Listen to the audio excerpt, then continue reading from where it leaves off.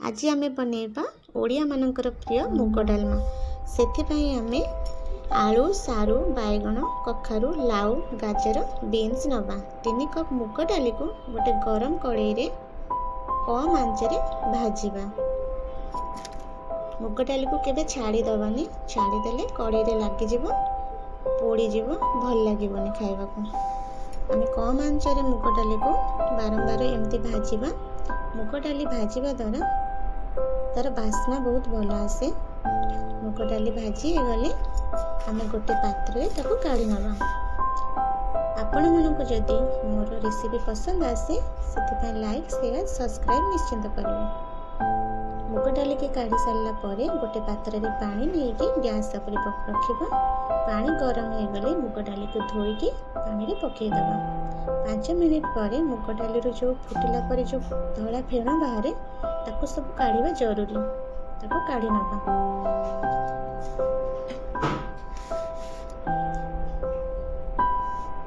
काटिकी रखिथिबा भल से धोईकी रखिथिबा परिबा गुरो को आमे डालमा रे पकेई दबा। मुग डाली रे पकेई दबा। गोटे तेज पत्र पकेइबा। 2टा टमाटो काटिकी रखिथिबा ताको पकेइबा। हळदी स्वाद अनुसार लूण, अदा को छेचिकी रखिथिबा अदा न तो एमती पकेइबा।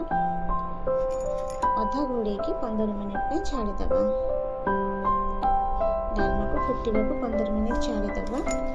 आउ गोटे पैन रे किछि जीरा धनिया मरीच 8-10टा गोटा काठ मसला छोटो 2टा सुखिला लंका को कम आंच दे भाजिबा। किछि समय एमती भाजिबा। भाजिले मसला रो बास्ना भी आसे भल से। टिके टिके लाल कलर ब्राउन कलर हे आसले मसला को आमे काढी नबा।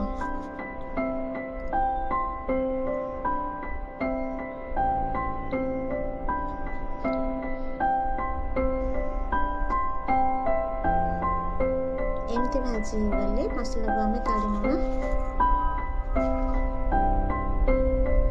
गोटे नड़िया नबा।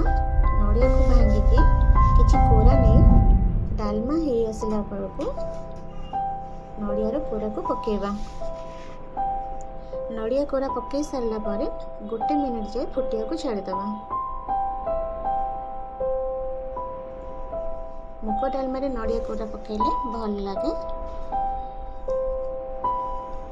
आउ गोटे तड़का पैन नहीं कि आमे गरम करबा को रखिबा। गरम हेले गोटे बड़ चामच घी दबा। घी को गरम होबा को छाड़िबा। घी भल से गरम हो गले आमे सुखिला लंका रखिथिबा। सुखिला लंका पकेबा। सुखिला लंका टिके फुटी आसिले भल से लाल कलर हे आसिले आमे पंच फुटण पकेबा। पंच फुटण को भल से फुटिबा को छाड़िबा।